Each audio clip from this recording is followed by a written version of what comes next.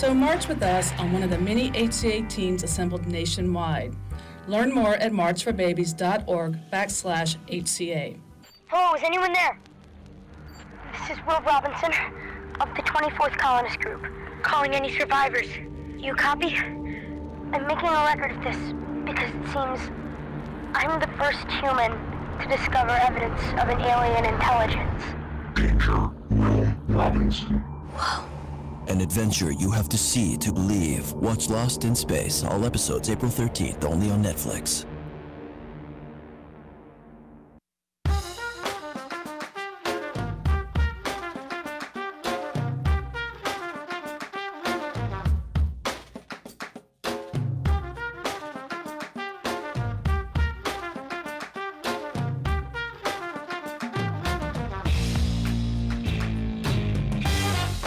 Dunc and Holder on a Tuesday, April 10th.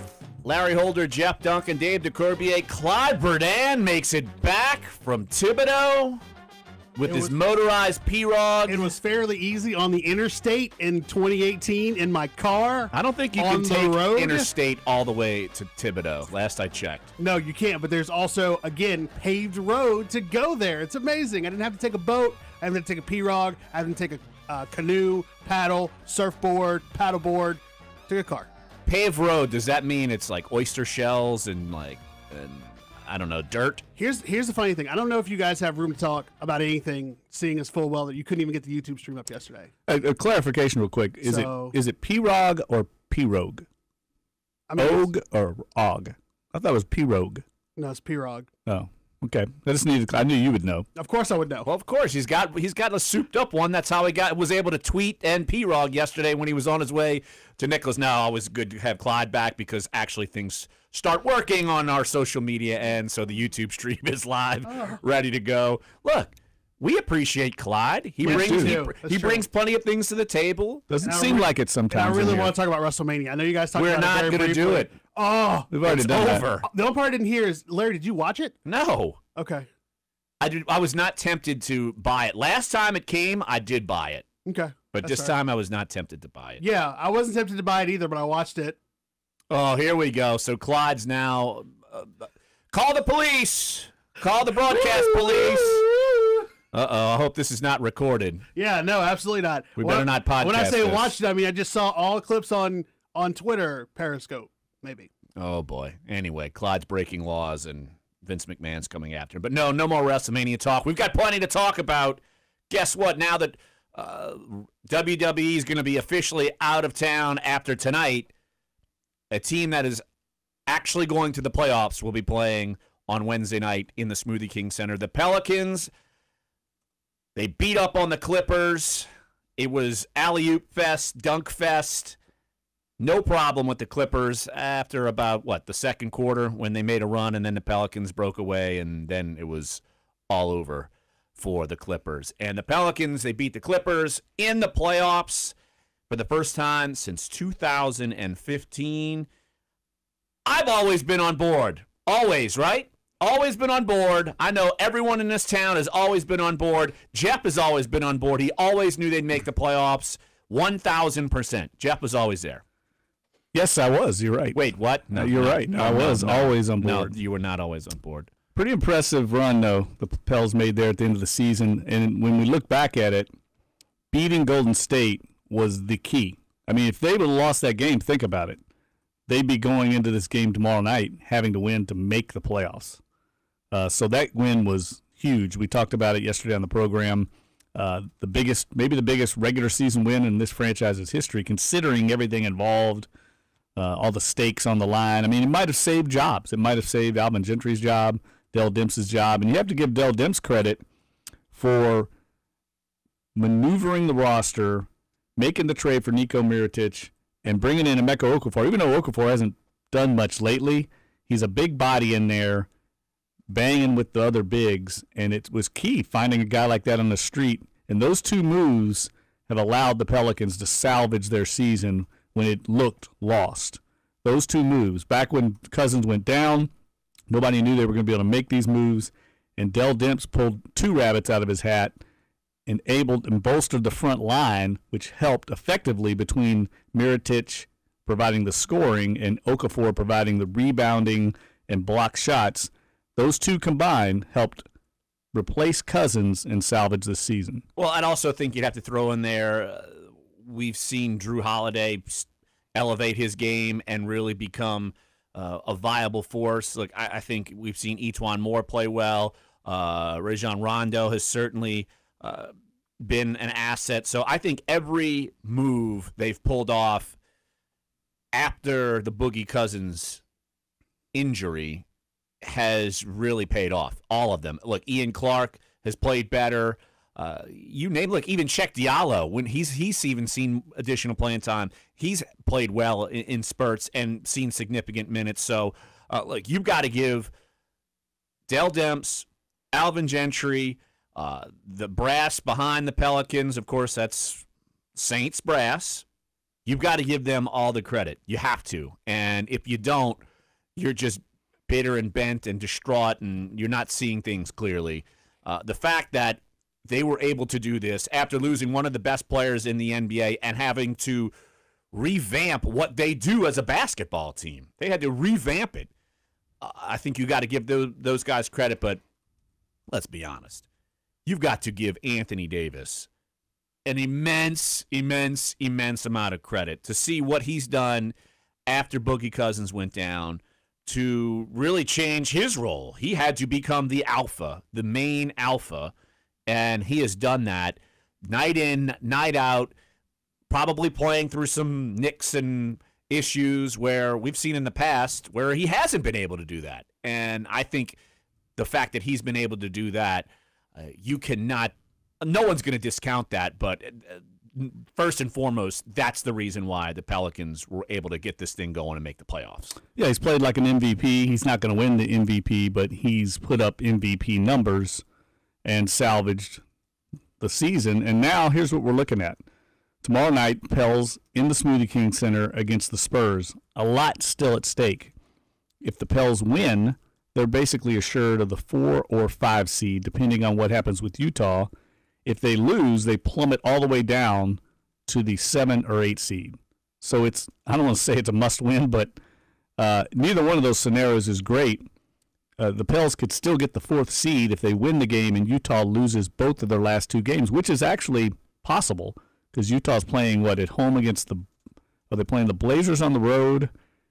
And they've got a home game against the Blazers and then on the road against Minnesota. I think that's how it. Well, you're talking about Utah? Yeah, Utah. Utah plays tonight. They host Golden State. Okay, that's who it is, Golden State. They host Golden State, and then on Wednesday in the final day of the regular season, they go to Portland. So they've got the 1 seed, the 2 seed and the 3 seed staring them in the face right now. And so, look, that either game, look. Could lose either one of them. You could lose either one of them, but the way they play, they're certainly capable of winning both of them. So it's Utah. They've been hot, and they've had to be hot throughout this entire time. I remember them winning 10 in a row and saddle at the 10 spot, and teams started finally falling, and they kept their winning ways. And so I think Utah is one of the hottest teams in the NBA right now. Utah wins tonight. The Pels, we know we know their fate. They're either going to play the Jazz, the Rockets, or the Warriors. I mean, that's not great options. Of course, that's the West, though. But if the Jazz win tonight, and they are very difficult to beat at home, even for the Warriors, that'll be a key game for all Pelicans fans to watch and root, I would say, very hard for the Golden State Warriors to win that game so you still have a chance to position yourself for the number 4 seed and get home court advantage in the first round, which is something that has eluded this franchise since they've moved to New Orleans. I mean, it's been very difficult for them to get home court advantage early on. They've done it, once? I think it's once. Once, and they were able to do it when Chris Paul was the runner-up for the MVP. What was it, 2007, 2008? They were able to get home court advantage for that, and they beat Dallas in that series, and then, of course, fell to San Antonio 4-3. But that's the only time they've even won a playoff series was that year anyway. In the franchise's history from New Orleans and Charlotte, that's the only time. Look, and if you want a good primer of what to expect for the next day or 2 or 3 or so, go check out Will Guillory's story on NOLA.com. He's got it all spelled out in detail, and I'm sure we're going to be referencing that for the next couple of days and even throughout this show. And if you want to get involved in the show, 504-260-1280 is the number. Your thoughts on the Pelicans making the playoffs? Look, it's something where I joke where we all knew this was coming. No, we did not know this was all coming. We assumed when Anthony Davis and DeMarcus Cousins were starting to get hot and they won, 6 in a row, 7 of 8, and beat Houston, you figure that this could be on the horizon. Then in that Houston win a few months ago when DeMarcus Cousins goes down, you can't honestly say to yourself, oh, wow, they're going to make the playoffs. No. Many of us assumed it was over, and rightfully so at that point. And you didn't know how they were going to rebound, and you've got to give the Pelicans all the credit in the world that they were able to mash this thing together. Even throughout this span, we're going to kind of go through the span of the season so far. We're not putting a season obituary on it because, of course, there's more to play. But it's amazing how this team has morphed itself almost into 4 teams, I feel like, through each quarter of the season. Pelicans couldn't string together 3 wins in a row. Then they get hot and go 7 of 8.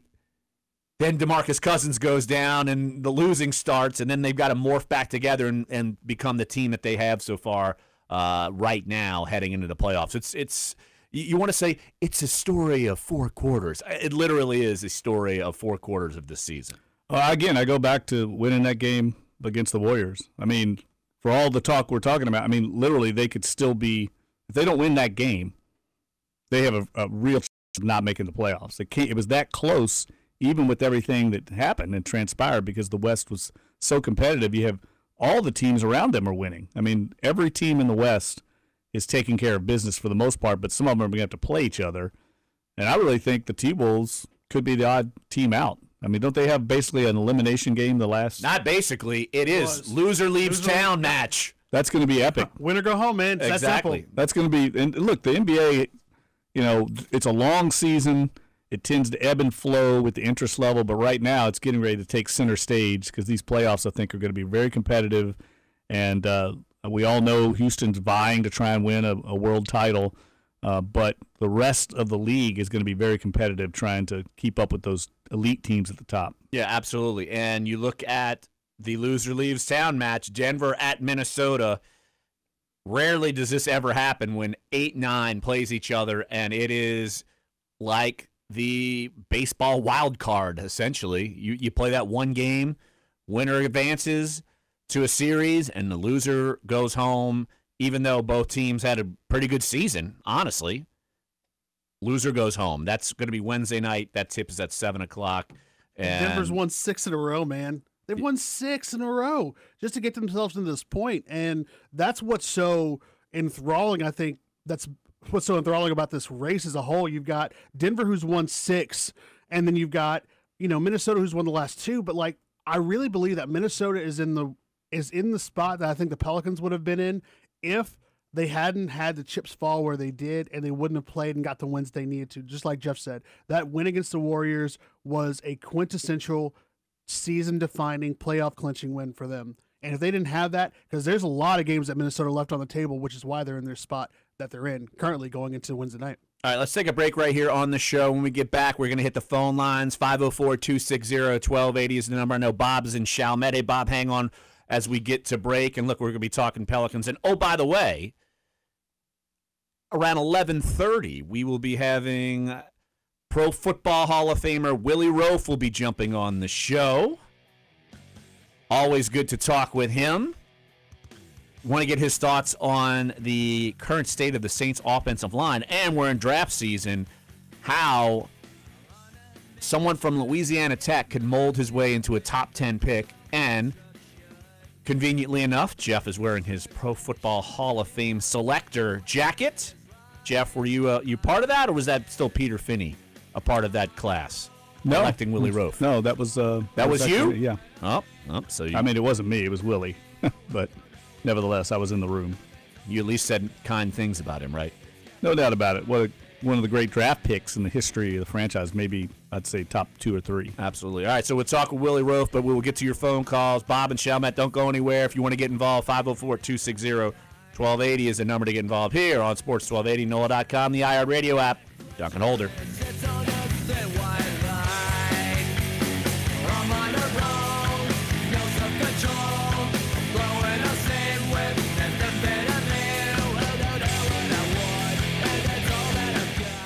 Oh, smart speaker on my desk. Who is smarter than all the rest? A stable genius you may be, but those who win the smart money are surely more wise than thee. You have up to 16 chances a day, every weekday to win $1,000 on Sports 1280, New Orleans. Mr. Ed's Seafood and Italian Restaurant, serving the best fried chicken in town, fresh Louisiana seafood, as well as delicious Italian dishes. Try our daily chef specials or an overstuffed po' boy. Open Monday through Saturday from 11 a.m. till 9 p.m. with 2 locations to serve you. In Bucktown at 1001 Live Oak between Bonneville and Lake Avenue, or in Kenner at 910 West Esplanade at Chateau Boulevard. Let Mr. Ed's cater your next event.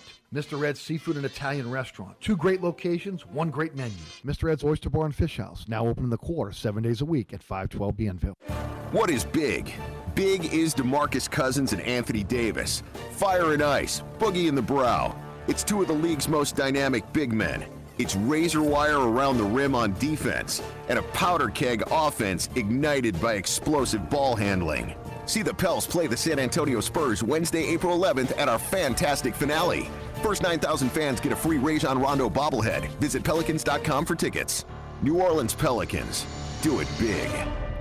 Attention all women who have been diagnosed with ovarian cancer. In February 2016, Johnson & Johnson baby powder was ordered to pay $72 million by a jury to women who died of ovarian cancer after 35 years of using the talcum baby powder product. Multiple studies show women who have long-term use of baby powder products with talcum for feminine hygiene can increase the risk of contracting ovarian cancer. If you or a family member has been diagnosed with ovarian cancer and used Johnson & Johnson or Shower to Shower baby powder prior to the diagnosis, call Talcum Baby Powder Helpline today. 800-457-3280. You may be entitled to substantial compensation. The consultation is free, and you'll pay nothing unless there is a recovery in your favor. If you or a loved one used talcum baby powder-based products before being diagnosed with or died from ovarian cancer, call Talcum Baby Powder Helpline today. 800-457-3280. 800-457-3280.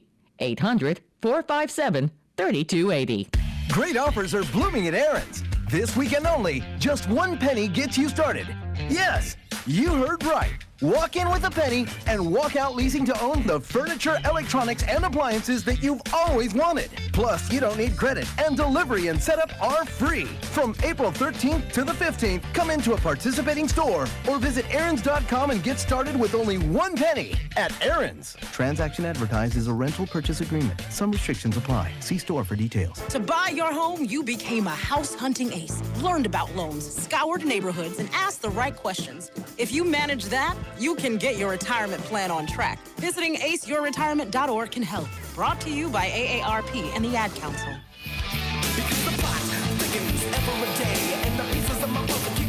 This is Dunc and Holder on Sports 1280, New Orleans.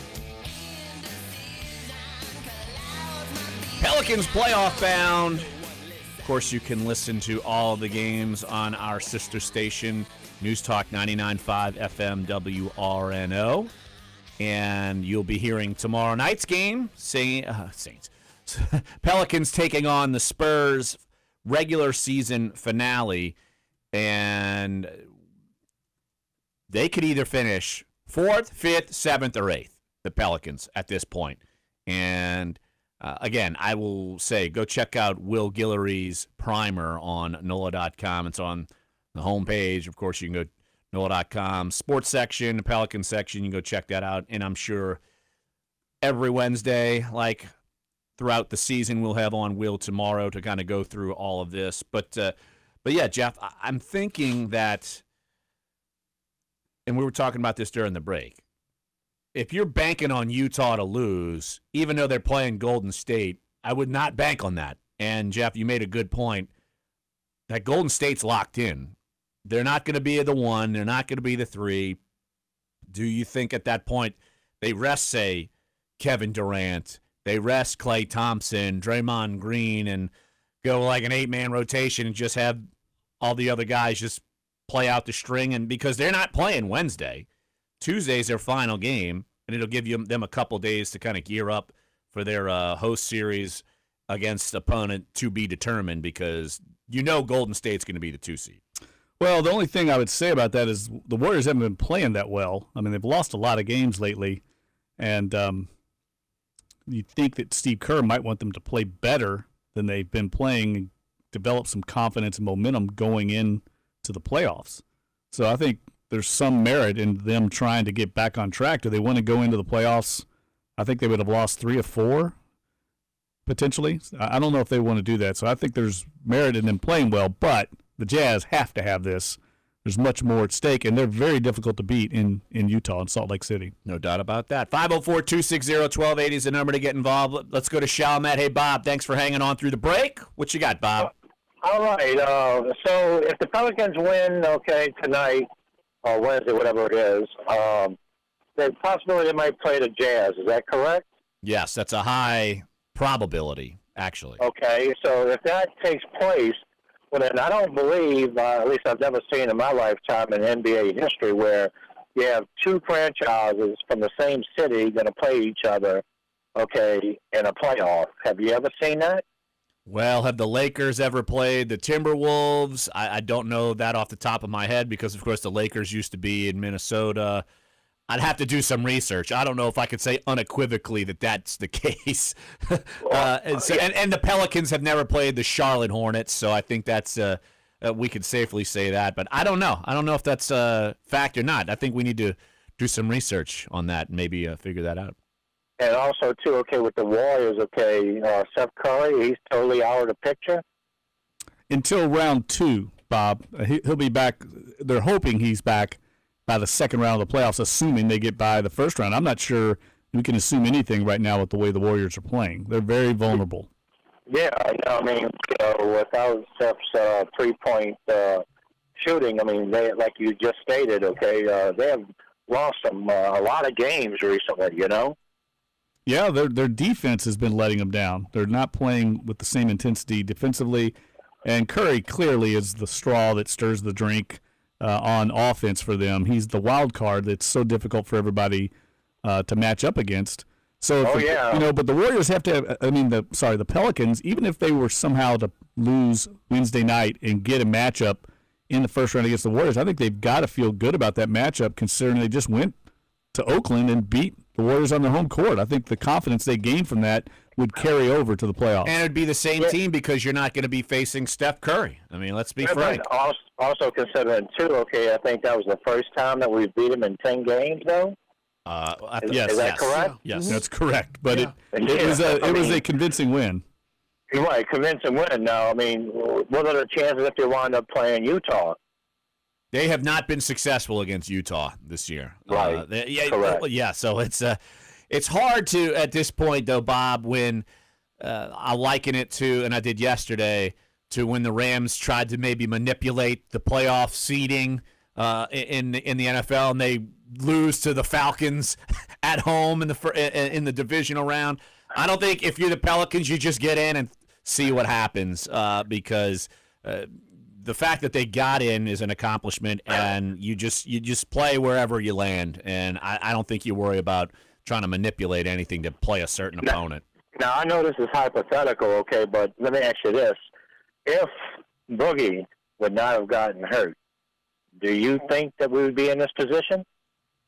Bob, hey, I'll let you go on that note. Appreciate the phone call, and that's an interesting proposition. Do you? It's hard to say.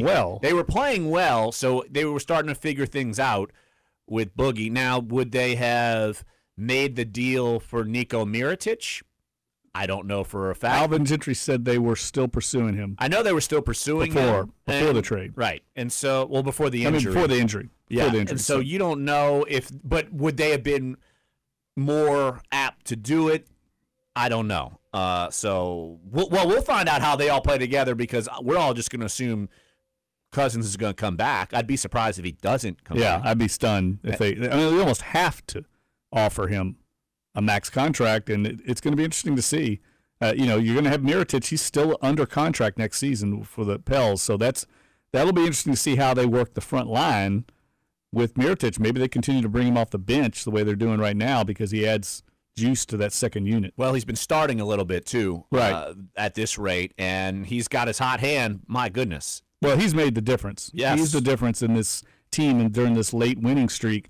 They don't beat the Warriors without Mirotic playing the way he did, and they're going to have that going no matter who they play of these three teams in the playoffs going forward.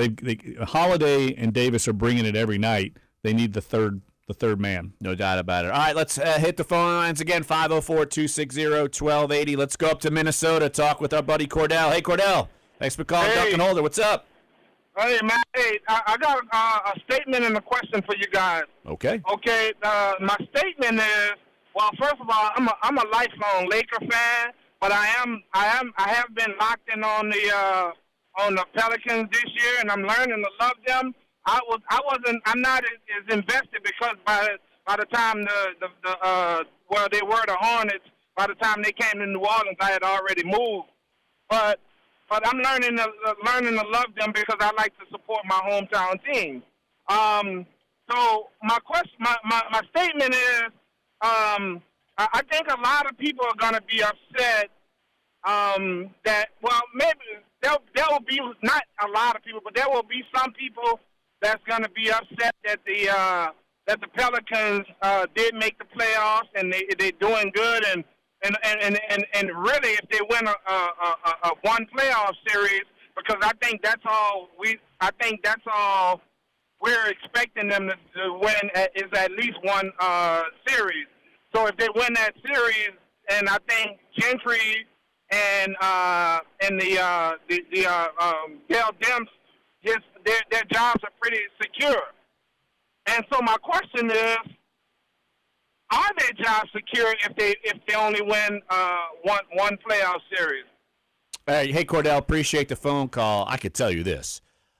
If they win a playoff series, there's no question they're getting extensions. They've only won one playoff series in the lifetime of the entire franchise, and that's when Chris Paul and David West, they were the 2 seed in the West. There's no question. I think they're safe no matter what. Just look at their record. If they lose the final game, they would still be 47-35. That's pretty darn good. Yeah. I don't think it's 100% sure they're safe. I mean, if they go in and get swept 4 games, like what happened with Monty Williams and against Golden State, if it's an embarrassment, then no. Right. But if it's a good series and you see potential and you know DeMarcus Cousins, at least in your mind, you figure he's going to come back and he can be healthy, and you've got, I guess you'd have to try to get Rondo back because isn't he on a 1-year deal? Which I would be stunned thinking that Rondo would want to come back because he sees this thing improving. So I'm trying, because now if they get swept or drilled, I guess you could be on the fence because they don't have contracts. It's not like Monty Williams. Monty Williams wasn't on the final year of his deal, right? No, he had years left. That's what I'm saying. I don't think they're out of the woods yet. But I think they certainly have strengthened their position within the organization by getting this team in the playoffs. And let's face it, I mean, Dell Demps did great work to do that. What I mentioned earlier, the deal he made to get Mirotic saved the season. And then getting Okafor, I mean, Emeka Okafor hadn't played in 3 years.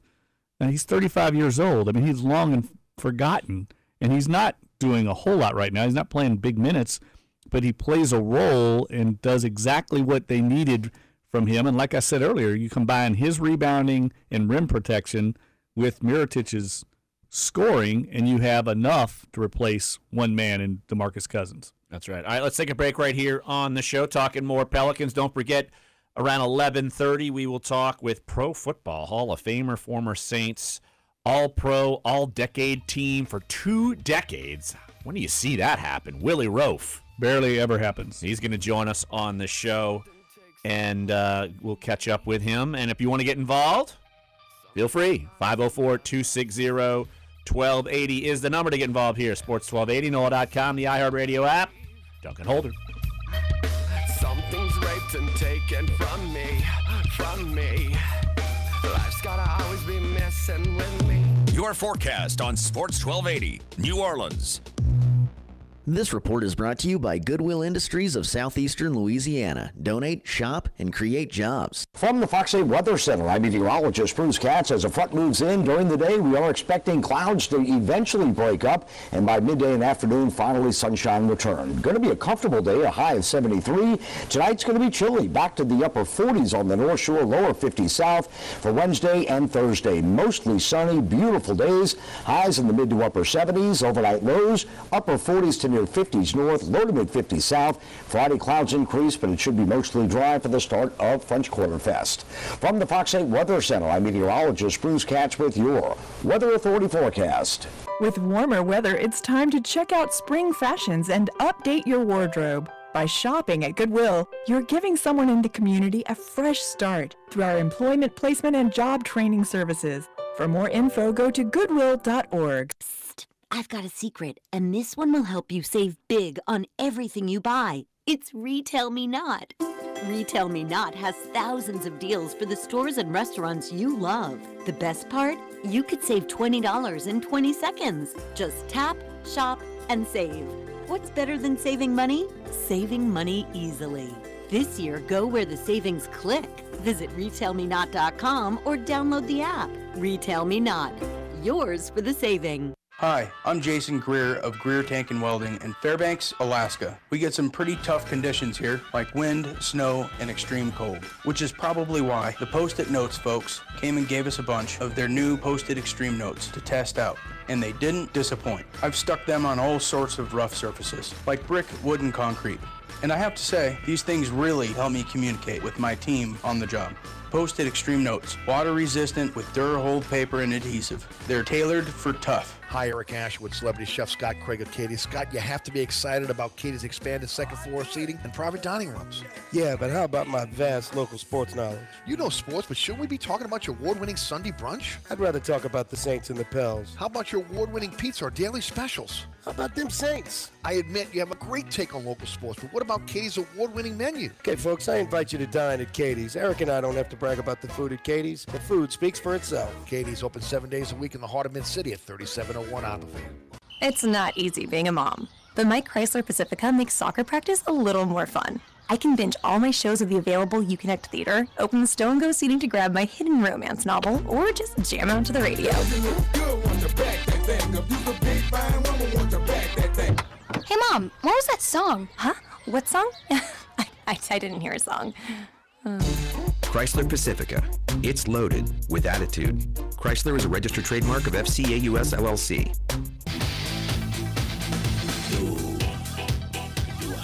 Your home for home team talk. Sports 1280, New Orleans. I can confidently say I've never seen Jeff dance on Torture Tuesday. It's pretty good. It just happened. Du hast.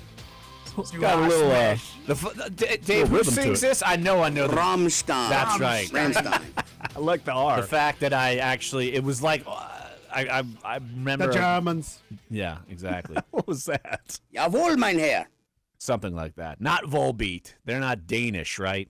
Like Volbeat, like Morten Anderson's super group. No, they are German. Yeah, they're German. Definitely German. Not like Danzig. Not the same. No, Glenn Danzig is woefully American. Can I? He's woefully American. Can I? I want to relay a little story here, if you give me a minute. I was at Jim Henderson's retirement dinner last night. That's right. My invite must have got thrown in the trash or something. His multiple retirement dinners. This is about the second or third one I've been to because the guy keeps retiring and rebooting and retiring. But I digress. Someone at the dinner came up to me, told me they love the Duncan Holder show, and they love that we talk about music on the show. They love the variety of music on the show. And I said, well, that's Dave DeCorbier, of course, the master behind the glass. But it was just interesting. So sometimes I think we talk too much about it, and little did I know there's a fan out there. I don't think we talk too much about it. I know. Look, I was just in the back of my mind. Sometimes I'm like, do people care? I talk too much about terrible music because my music taste is probably the pits of hell. It really is. I embrace it. Do I embrace my arrogance? Yes. Do I embrace my awful taste in music? Yes. Do I embrace my awful taste in reality TV? Yes. Just because you embrace Live it. Yeah. Just because you Own embrace it. it doesn't mean Right. the rest Own of us it, as embrace Jeff it. would tell me. Own it. And you own it. That's the way it goes Damn through life. right. Like Vanderpump Clyde, Rules, baby. own your Morgan City heritage. Own it. I own it. You clearly. I mean, you take every chance to I think Jeff besmirch slightly it. exaggerates what it is. Oh, you think? Just a Slightly. little bit? Maybe. Just a tiny bit. Can we broadcast remote from the Shrimp and Petroleum Festival this year? No, Can we do because that's literally Labor Day weekend. So, well, we Oh. might be able to do it. That would be I know awesome. some people. Why? I'd want to take off Labor Day. I'm about to say you want to do that Friday. You Well, let's wanna all do that- go. you We wanna can do take that off and go. Friday, or do you want to do that Monday? Because I mean, obviously it goes from Thursday to Monday, so we have a couple days there to play with. Well, And I know some people. You I do know realize that is cut down weekend in the NFL. We got Josh and we got Herbie. What do we do? I guess I won't write anything about I'm it. not saying that, but you can write from afar. I mean, I got a spot. We can go to Lawrence Park. We can be right next to a Look booth. at this. I'm in. Yeah, absolutely. Sold. Yeah, we can get Dave to come down, get some chicken on a stick, get some good Chinese food, all that kind of stuff. Wait. Will Trey Yen be there?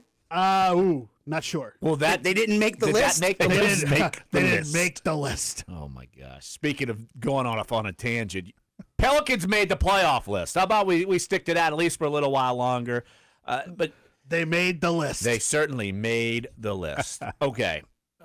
As far as potential playoff opponents are concerned, we know that the Jazz are a potential playoff opponent.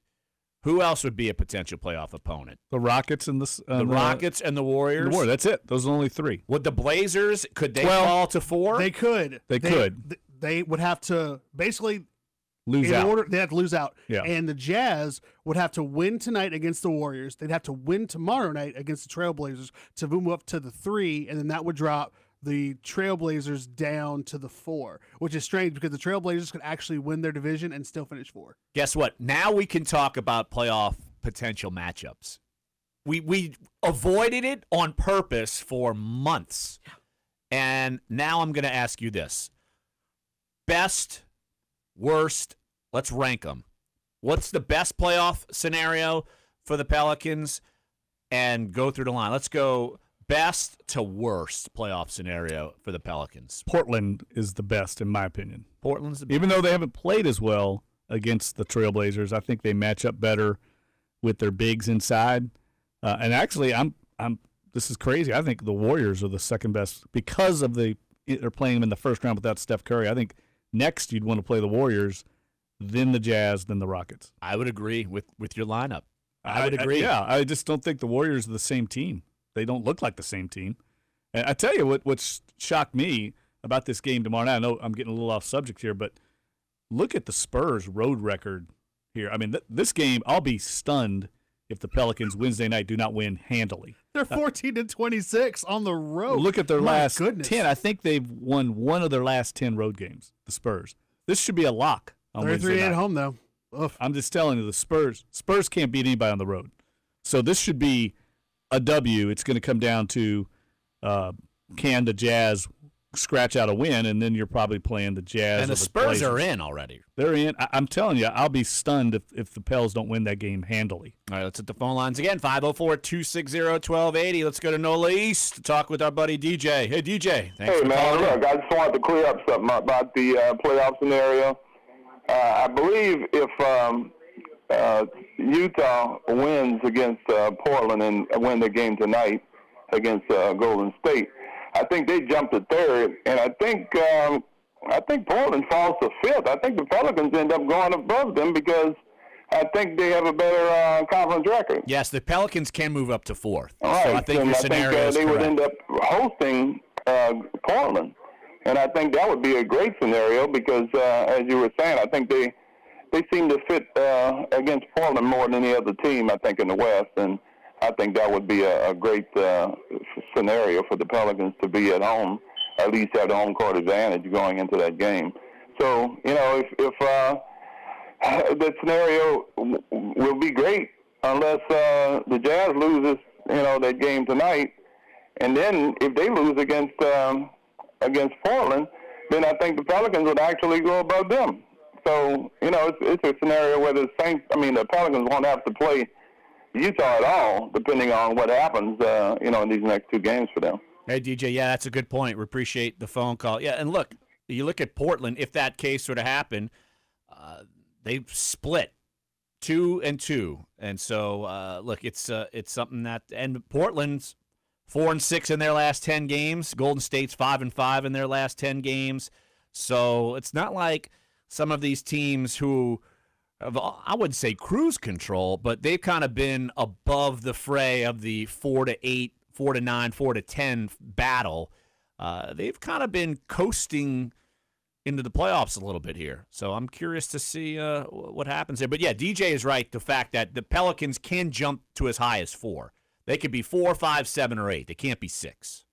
Right, and that's and just like Will's posted on Twitter, the scenarios for the Pelicans, assuming that Oklahoma rolls and basically cakewalks past Memphis. The Pelicans are the 4 seed if they win against San Antonio on Wednesday and Utah loses the last 2. The Pelicans get the 5th seed if they win against San Antonio and Utah beats Portland. 6th seed is if the Pelicans win against San Antonio, Utah beats Golden State, then loses to Portland. 7th seed. I didn't know they could even get the 6th seed. Yeah, That's still in play? Mm-hmm, that's still in play. Well, I've been saying that wrong. I'm an idiot. The 7th seed, that one's still, I guess, a little bit of a toss-up. And then the 8th seed, straight up, is if the Pelicans lose to San Antonio. So it's still insane that we're talking about all these varying scenarios. And that's where I think, we started off the segment talking about what teams the Pelicans would match up better with and or not match up better with. There's so much movement that could happen over the course of really tonight and tomorrow that leaves a little bit that leaves so much open. But the good part is that the Pelicans control enough of their own destiny. So if they beat San Antonio, they're going to have a much more than average seed comparatively to where we thought they were going to be.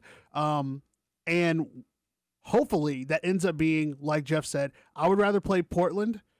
I think I would also, number 2 on that list, I think we could take Utah. I think this team is a lot better than the teams that the Pelicans put on the floor against Utah earlier this season. I actually think they would be better. I don't subscribe to the Warriors, though. I don't, because the thing I think we have to think about specifically is how is this team going to be able to pull out multiple wins over a series? It's one thing to talk about one game at the end of the year, but to talk about a full series where you've got to win multiple games, I think you want to have a team that you have a better shot, clearly, of getting more wins than. I don't know if the Warriors are that. Look, I'm not totally sold that the Pelicans can win a series against any of these teams. I'll be frank. But do they have chances to pull off some games and you never know what happens? Yeah, I that's where I would be because you're going to be playing, you're unlikely to be the better seed in any scenario. You've got, a 1-4 shot to be in the better seed. Yep. And if you're the 4 seed, you could be playing Utah, and I think Utah is not a good matchup for the Pelicans. It's tough, yeah. So I don't know. I'm not sold on that, but we could still say, all right, if they play Portland, you feel better about their chances. A, given the way that Portland's been playing, and B, the way that the Pelicans have played on the road.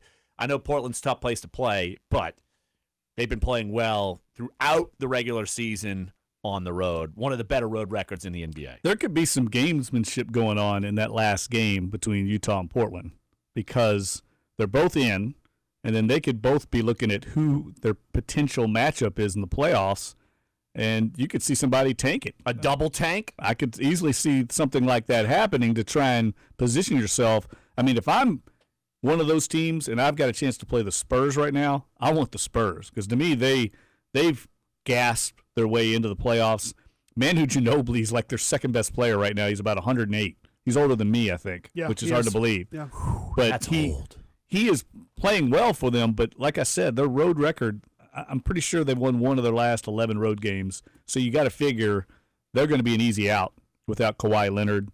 And so you could see somebody trying to position themselves to get that first-round series against San Antonio as opposed to a very hot Pelicans team or the Nuggets. I wouldn't want to play the Nuggets right now the way they're playing. I'd prefer to play Minnesota or San Antonio, although Minnesota is a different team now with Jimmy Butler back. Yeah.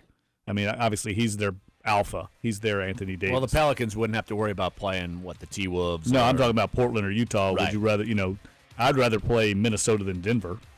But that's probably going to be who Houston matches up with and eliminates very quickly. Right. All right, one more segment in hour number 1. Want to get involved? 504-260-1280. Don't forget hour number 2 at around 11:30. We will catch up with Pro Football Hall of Famer, former Saints great, former Chiefs great, Willie Roaf. And look, we'll be talking a lot of Pelicans, and we'll switch gears a little bit in hour number 2, talk a little bit of the NFL as well. So come on back. Sports 1280, NOLA.com, and the iHeartRadio app for Dunc and Holder.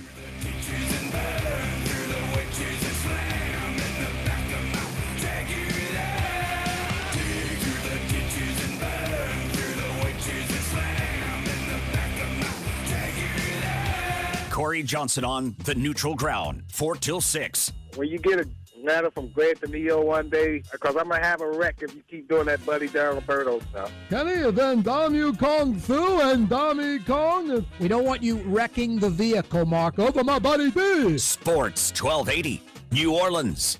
Experience golf like never before. An exciting new format, and it's right here at the Zurich Classic. See the greatest golfers from around the world playing as two-man teams. Jordan Spieth, Jason Day, Bubba Watson, Justin Thomas, last year's Masters champion Sergio Garcia, and more.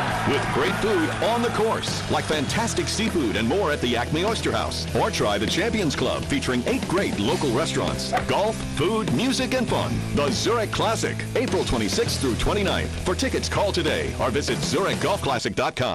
All your favorite music, all your favorite stations, all free. That's iHeartRadio. All your favorite music. This is Tyler from Theory of a Dead Man. This is Jared from 30 Seconds to Mars. This is iHeartRadio.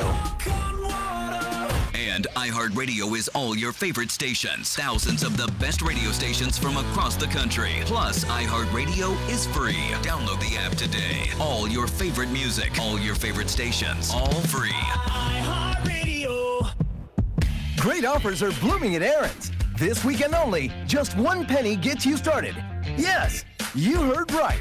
Walk in with a penny and walk out leasing to own the furniture, electronics, and appliances that you've always wanted. Plus, you don't need credit, and delivery and setup are free. From April 13th to the 15th, come into a participating store or visit Aaron's.com and get started with only 1 penny at Aaron's. Transaction advertised is a rental purchase agreement. Some restrictions apply. See store for details. Caring for your parents. Learning you have a health condition. These are moments when people realize that where you get your medicine matters. And they look to CVS Pharmacy for advice and ways to save money. Plus, you can earn up to 50 extra bucks rewards each year just for filling prescriptions. So join us at CVS Pharmacy. Terms and conditions apply. Not valid on all prescriptions, including those purchased in Arkansas, New Jersey, or New York. Other state restrictions apply. See cvs.com/pharmacy rewards or the pharmacy for details. It's not easy being a mom. The Mike Chrysler Pacifica makes soccer practice a little more fun. I can binge all my shows at the available Uconnect Theater, open the Stow and Go seating to grab my hidden romance novel, or just jam out to the radio. Hey, Mom, what was that song? Huh? What song? I didn't hear a song. Chrysler Pacifica. It's loaded with attitude. Chrysler is a registered trademark of FCA US LLC. With warmer weather, it's time to check out spring fashions and update your wardrobe. By shopping at Goodwill, you're giving someone in the community a fresh start through our employment placement and job training services. For more info, go to goodwill.org. This is Dunc and Holder on Sports 1280, New Orleans. Let's keep the phone lines rolling. 504-260-1280. Talking Pelicans in the playoffs, playoff scenarios. Stepping out of the YouTube chat and into the phone lines. West Bank Rick. Clyde was about to get very angry at you for some reason, West Bank Rick. Have y'all been exchanging smack talk or something that I don't know about? What's going on over there? It's a Bamba Batunde thing. Bamba Batunde! All I want to say. But I want to kick it off by saying that, Gentry has learned a lot from the injury of Boogie Cousin, because the offensive play has changed. He learned how to not lose. Well, I'm not going to say he learned. He got the team to stop losing in the third quarter. We cut down on some of the turnovers. Some of the bench players started building confidence, I guess, because they got more time on the floor. We did have a revolving door of some guards coming in and out. We brought back Instant Grits, which we have yet to been mentioned, but he has yet to do as much as we anticipate him doing. Emeka Okafor has been a great addition to the team. Nico, with the dollar shave, I guess, has been helping him out with the points per game after he done got rid of the beard. It's just a lot of things that we can look back on as the season comes to the close on what we used to argue about to what we're not arguing about no more. Closing games out. One of the other things was we would lead in the first half by maybe 15 points, and then when it comes down to the fourth quarter, we losing the game. That was 14 games that I can remember that we lost that we should have won leading into the fourth quarter. I might have left some things out, but I'll leave it up to y'all to probably finish up the rest, and thanks for taking my call. All right, West Bank, Rick, appreciate you jumping on. No, you made a ton of good points, and without all of those pieces coming together, you're not at this point. You needed all of those pieces to work out. And you say just one thing you mentioned, Jordan Crawford coming back. You brought him back as a safety blanket in case Ian Clark couldn't come back, but he played last night and played well, so yeah, he did. So you're fine there. But yeah, it's a scenario where every one of those building blocks had to work out for them to get to this point. And you give the players credit. I know there are a lot of people who still aren't high on Alvin Gentry as a coach. I'm sorry, you got to give him credit. No matter what happens the rest of the season to keep this thing together, you get the pieces, but your job is to make the pieces work. And you cannot say anything other than he's made the pieces work. Yeah, he and his staff adjusted on the fly. And more than anything, though, and look, you have to give them credit, but more than anything, the credit goes to Anthony Davis and Drew Holiday, the leaders of the team, sticking with it, not giving up hope, and basically taking up more of a burden on their shoulders than they already had, and that's significant. Drew Holiday, the thing that impresses me, and I'm going to write about this tomorrow night, he's played 80 games this year. I mean, he's missed one game, and that was when he had the flu about a month ago. I mean, he's been on the court every night. He's earning that contract, his highest point average of his career, and he should make the all-defensive team. And he's going to be critical going forward because if they get in a matchup against Portland or Utah, I'm talking about two of the best backcourts in the league, Donovan Mitchell, Ricky Rubio, or Damian Lillard and C.J. McCollum. You've got to have a good matchup there. If you can hound those guys into being inefficient, that's a huge step. So Drew Holiday becomes a key figure going forward, but his availability and durability this year, considering all of his injuries, has been huge. Drew Holiday has sure shut me up because I remember at the beginning of the season I was questioning it, and his play gave me reasons to question it. And without him, they're not here. There's no doubt about it. And, Jeff, you're right. We're so used to seeing him being unavailable. The fact that he has been so available has been a huge plus. But when you get a contract like that, you need to be that way. You got to deliver. You got to deliver, and he's delivering. So no question about it. He's part of the reason why Anthony Davis, you could rattle off 15 reasons why they are where they are right now. So hour number 1 is up. Hour number 2 is on the way. Don't forget, around 11:30, we will talk with Pro Football Hall of Famer Willie Roaf. And if you want to keep talking Pelicans, want to get involved, we can keep this train going. They deserve it. Playoff bound. So 504-260-1280 is the number to get involved here on Sports 1280, NOLA.com, and the iHeartRadio app for Dunc and Holder.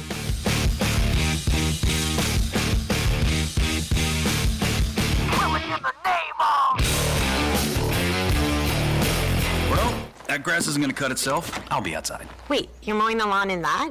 What? In your one-piece riding leathers? Yeah. Because you might fall off the push mower? You're right. I should probably wear my helmet too. Not what I meant.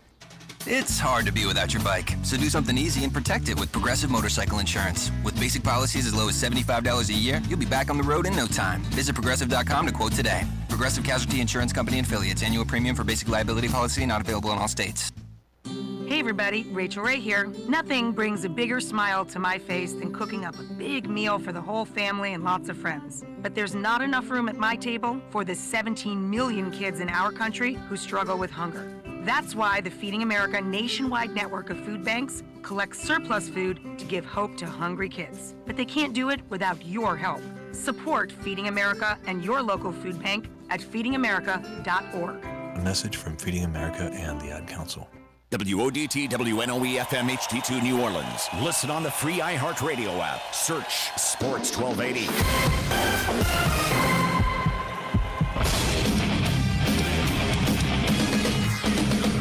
Fox Sports trending now. Michigan State University is facing a federal lawsuit from a female student who says she was sexually assaulted by 3 former men's basketball players at an off-campus apartment back in 2015. The accuser claims Michigan State failed to comply with the Title IX requirements and created an unwritten, unofficial policy that created a culture in which male athletes feel entitled and emboldened to connect and commit sexual assault without consequence. Meanwhile, Villanova junior All-American Mikal Bridges will leave school to enter the NBA draft. Former 5-star recruit forward Sasha Kalea Jones is requesting his release from Kentucky to transfer and play elsewhere. And one of the 3 cars carrying the entourage of boxer Floyd Mayweather Jr. was shot at in Atlanta. One of the bodyguards was hit and treated for a leg wound at the hospital. Mayweather was not in the car that was hit. He's fine. I'm Deb Carson. We are Fox. Your shot at $1,000 now. Text the keyword cash to 200-200. You'll get a text confirming entry plus iHeartRadio info. Standard data and message rates apply. That's cash to 200-200. We alarm our houses and we alarm our cars. But when it comes to your personal information, it can be tough to know when something isn't right. That's where Discover Card can help. Now, we'll send you an alert if we find your social security number on any one of thousands of risky websites. And this service is free for card members. Just sign up online. It's our way of looking out for you, not just your account. Learn more at discover.com/free alerts. Limitations apply. Come on, honey. Grab your gear. Let's go track down some deals. You mean 20% off at Kohl's or $25 cash back from Macy's? Bundle up. This could take all day. All day? I just saved time and money shopping with Retail Me Not. But since you're all geared up, why not go hunt down the mail? Deal. With Retail Me Not, the deal hunt is over. You could save $20 in 20 seconds. Visit RetailMeNot.com or download the app. Retail Me Not, yours for the saving. You get in your car, start it up, and press the gas. And from your phone, you hear, and you respond. And then in your rear view, OMG, it's a COP. And then you learn that a ticket for texting and driving is nothing to LOL about. You drive, you text, you pay. Paid for by the National Highway Traffic Safety Administration. Derek Smalls, formerly of the band formerly known as Spinal Tap, Lukewarm Water Live. Hello, this is Derek Smalls. In Lukewarm Water Live, loudness is just the beginning. Come for the journey. Stay for the parking. Saturday, April 21st, 7:30 p.m., Sanger Theater, New Orleans, featuring the Louisiana Philharmonic Orchestra. Tickets on sale now at Ticketmaster.com or at the Sanger Theater box office. Be a part of the New Orleans Tricentennial Dog Parade at NOLA City Bark to benefit NOLA City Bark. On April 22nd, bring your friends and family and show your NOLA spirit with your dog. This fun event will include a morning dog walk, costume contest, food trucks, and more. Celebrate the Tricentennial and support NOLA City Bark with the lucky dogs that get to call New Orleans home. Register before April 5th to have your dog's photo printed in Gambit. For more information, visit NOLACityBark.org.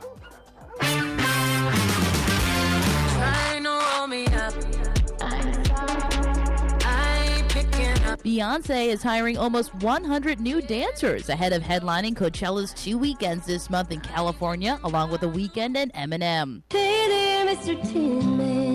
Miranda Lambert and Anderson East could be calling it quits. Us Weekly says multiple sources have confirmed the rumors. They've been spreading since early March when Lambert mentioned her broken heart during a performance in Knoxville. On top of that, the two haven't been seen on social media together since January.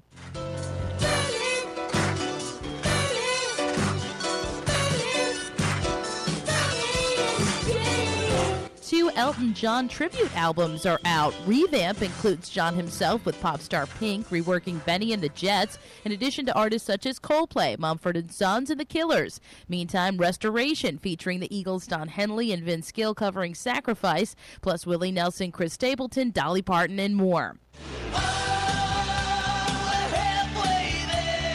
Richie Sambora reporting that rehearsing with Bon Jovi for the band's induction in the Rock and Roll Hall of Fame was a wonderful experience. The guitarist said in a recent interview that it felt great to see everybody and that the reunion wasn't awkward and that the chemistry came back very quickly. Sambora quit the band in 2013, which initially caused friction between him and longtime friend and bandmate John Bon Jovi. That's entertainment. Jennifer Pulsoni, NBC News Radio.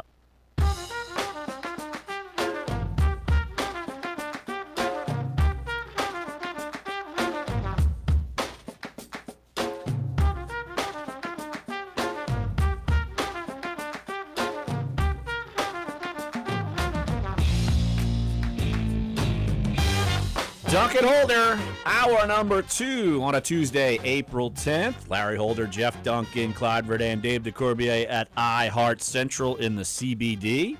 You missed any of hour number 1? Don't fear. You can go to sports1280.com.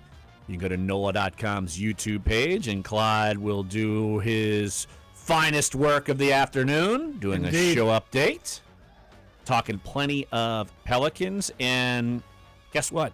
You want to talk plenty of sports with us outside of giving us a phone call or arguing with Clyde over YouTube or whatever the heck goes on over there. Enter the Sports 1280 free lunch draft. Lunch draft with Jeff, Clyde, myself, Dave, whoever wants to come.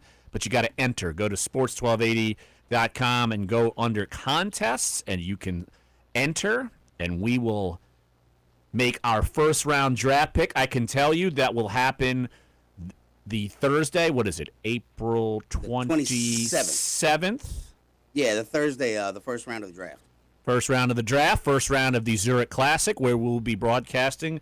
We will pluck a name. You'll be our first round draft pick. That means you will win lunch with us at Deanie's Seafood. Of course, Deanie's is all over the city, but we will be going to Deanie's in Bucktown. You could sit there, have a great lunch with us. I'm sure we will, if we need be, extend it across the street to some other place or wherever the day takes us. I'm sure we will take the day with us. But life-changing experience, no doubt. Yeah, it will be. Your life will be changed. Depending on what happens on the Saints draft, it depends on how long the conversation goes. That's true. What if the Saints take Mason Rudolph, number 27 overall? What if that happens? Yeah, I'm sure they'll be fired up about that. Who dat?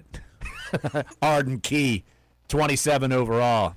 What if the Saints take multiple LSU players this year? Is that possible? It is possible. I think the way the draft staggered, I was looking at the other day, it's possible they could take multiple guys because LSU's got guys at every level of this draft projected.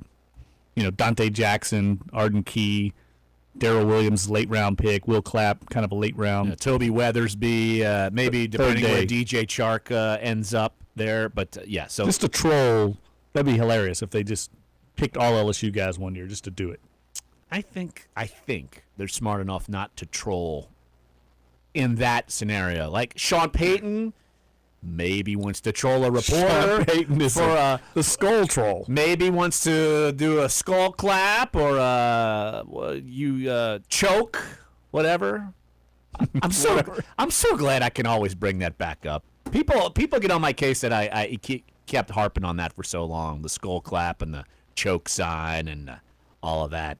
But he did it, and it backfired, right? Here's the thing. I think you and I both are on the same page on Peyton's trolling as a head coach.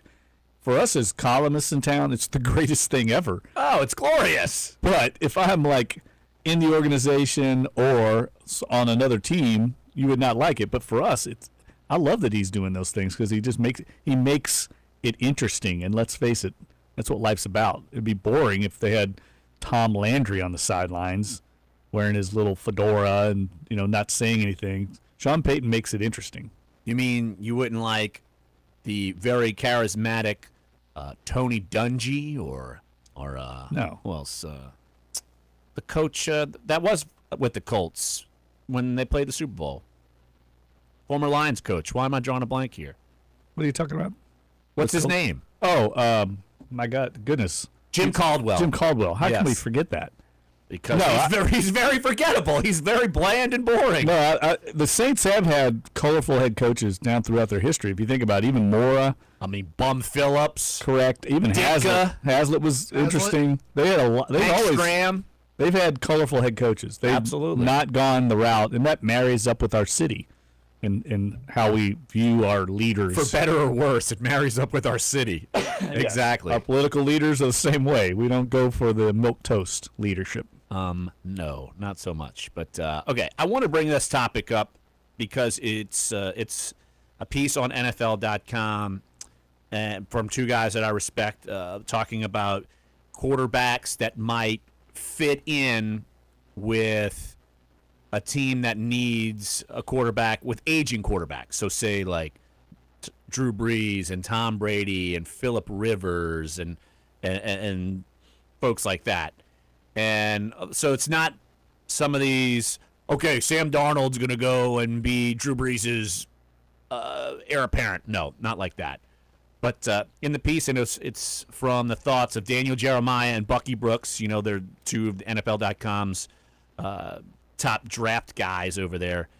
And they were saying at 27, maybe possibly a good fit for the Saints would be Mason Rudolph if he were there, because they think he could be trickling up to the first round, and maybe if he's the best player available on the board, that the Saints might want to take a look at him. And I'm sure Saints fans are screaming and going bonkers because they don't agree.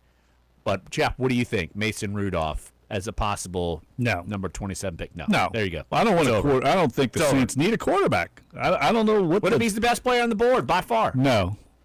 I don't think the Saints need a quarterback. They've already got one of the great quarterbacks in the history of the game. He's going to be the starter for at least the next 2, I think 3 more years.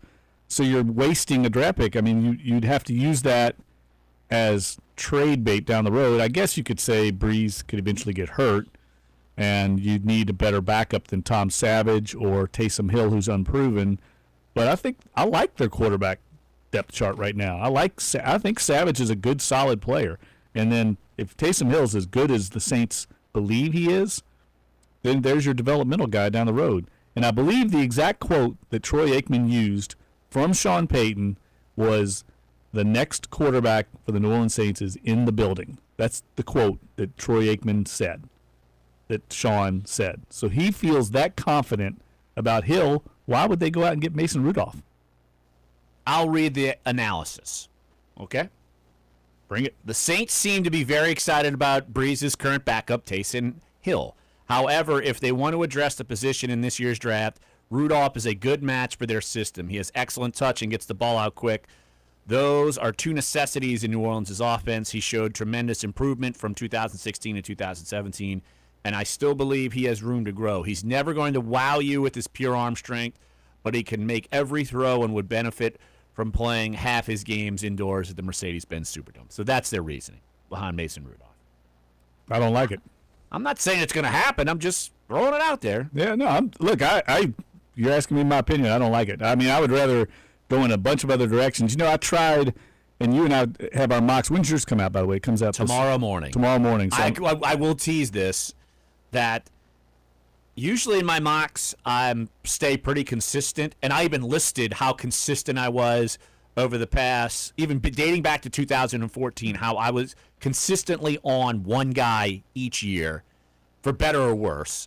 This year, I could say tomorrow will be the third different first-round pick I've had, and this is my 4th mock draft. I'm all over the map here. It's kind of that kind of year, and at 27, things are changing. I mean, the stock meter on NFLDraftScout.com is amazing how many players are rising and falling, and that's what happens this time of year. It's a very fluid process. Teams are just now stacking their boards, getting familiar with the prospects they really like and their favorite targets. I think there's going to be a bunch of diversity among teams, different opinions on prospects once you get past the top 10. Like Gil Brandt said, once you get past the top 10 or 15 prospects, your number 17 or 18 guy, when I say one of your teams, could be the 60th best player on another team's board. That's how diverse this draft class and how much differing opinions there'll be on these prospects.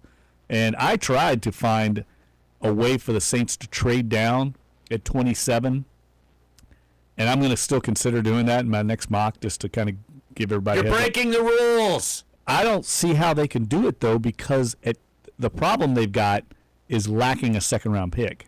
The draft capital you need, I guess you can acquire it, but I should say that in trading up, they're going to have trouble trading up without having a second-round pick as trade bait. They'd have to use it 2019 just like they did with Kamara and use it last year. Got to go in the future year to make it work, or a player, one of those two. And to trade down, I think it's going to be difficult. I think they could do it, but just trying to marry up a trade partner with them, I think it's problematic. The Patriots and the Colts look like the most likely teams because they've got so much draft capital, so many draft picks. They could maybe do it, and the Saints wouldn't have to go down too far. I would be surprised if the Saints went from, say, 27 down to 48 or something. I don't think they'll go that far down. So I'm looking at somebody 10 picks behind 27, maybe 15 at the most. I would be surprised if they went beyond that and still felt confident about getting a player they want. And it's hard to find a team that would be willing to do it or would have the draft picks to make it happen. To trade up. Maybe the New York Giants. I thought about that. What do you all think of this? The Giants are right at the top of the second round, right? Right. What if the Giants went up to get Lamar Jackson? Is that possible? I mean, and get him as the developmental, or Mason Rudolph as the developmental guy behind Eli long term. Would they be willing to trade up with the Saints at 27? The Saints go down to the very top of the second round and pick up something from the Giants. Well, you'd have to argue that they're not taking a quarterback at number 2. So you'd have that. So who would you? Saquon Barkley. Him or Bradley Chubb or someone like that? I could see him taking Barkley at number 2 and then saying we'll take Rudolph or Jackson. But would they have to trade up to get one of those two? Maybe they would just sit at 32 and not take the chance of trading up. Where are they? 34? 34, I'm sorry. 34, yeah. Yeah, 34. Could they sit tight? Would they be that anxious that somebody would go up and get both of those guys? I don't know. You want to ship OBJ here with that pick? No.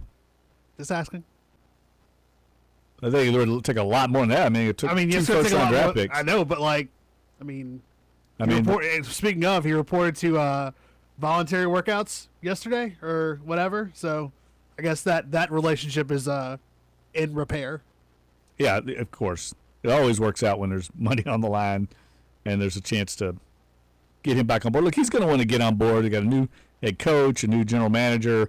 It's in his best interest to get back on board. At least this year. Yes, to get a potential long-term deal. I mean, he can bank big time. If he has a big year, there's no telling what kind of money he's going to look at down the road. And I think Odell Beckham Jr. is smart enough to realize that, and his representation knows you prove it on the field. He didn't have the best year last year. He was hurt, had some issues off the field. This is not the year. He's not coming off the year with leverage. He doesn't have the leverage right now. He may go to the Rams, and they may let Cooks walk, and then Cooks will be on his 4th team in 5 years. Cookie.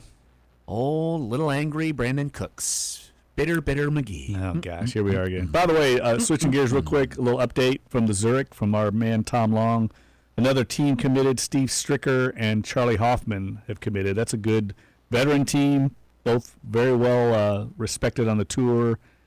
So, yeah, again, the field just continues to get better and better. And I'm holding out, waiting to hear, is Jordan Spieth going to commit? He hasn't committed yet.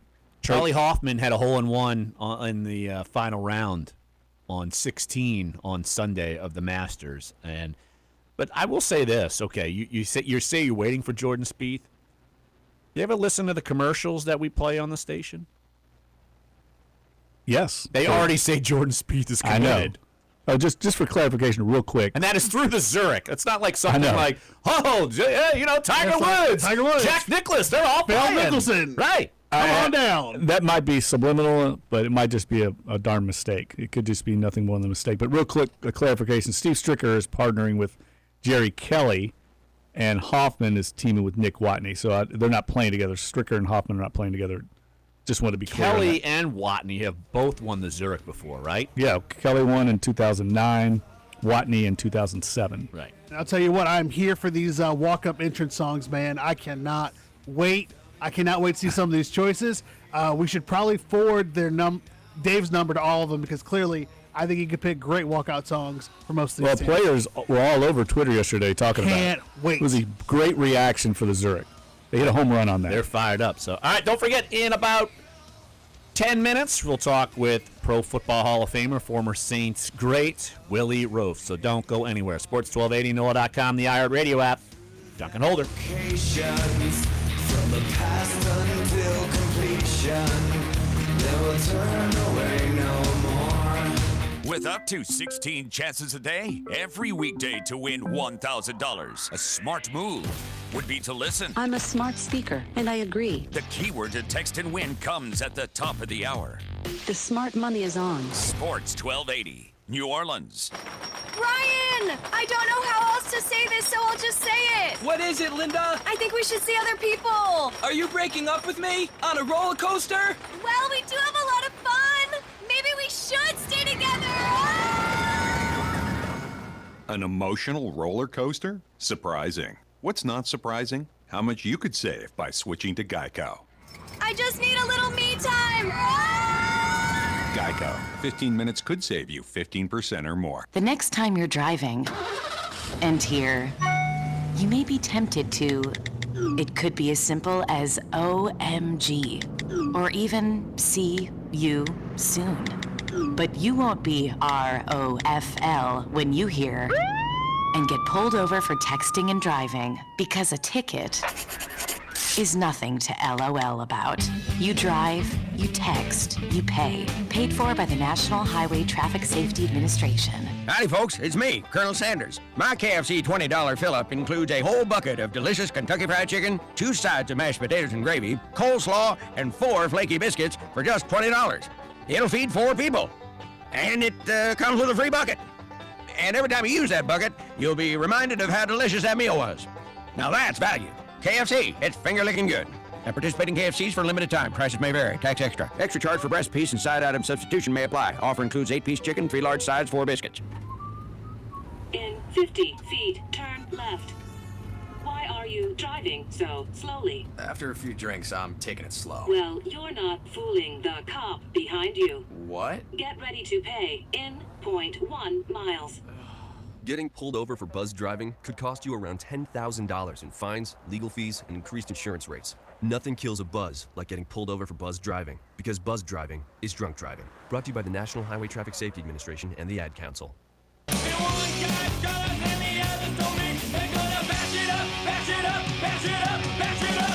This is Dunc and Holder on Sports 1280, New Orleans.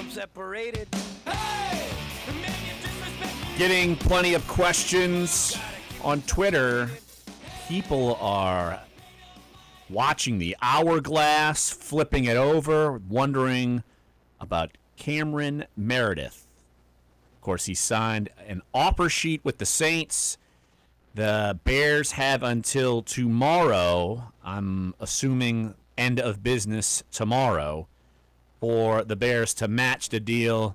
Deal is reportedly 2 years, around $10 million, with a little more than half of that, actually a good bit more, almost at least $5 million, maybe a little more, reportedly guaranteed to Cameron Meredith. And I'm curious to see what happens. You know, deadlines spur action, and I can recall even last year or a couple of years ago that when the Bears and the Saints were jostling over Josh Hill, restricted free agent, that the Saints waited and waited, of course, in Saints fashion, and they up and matched it. And I was surprised that they did that at this time. So I'm wondering, with all the Bears moves and shaking at wide receiver, if they're going to end up matching. Look, they've got the money to do it.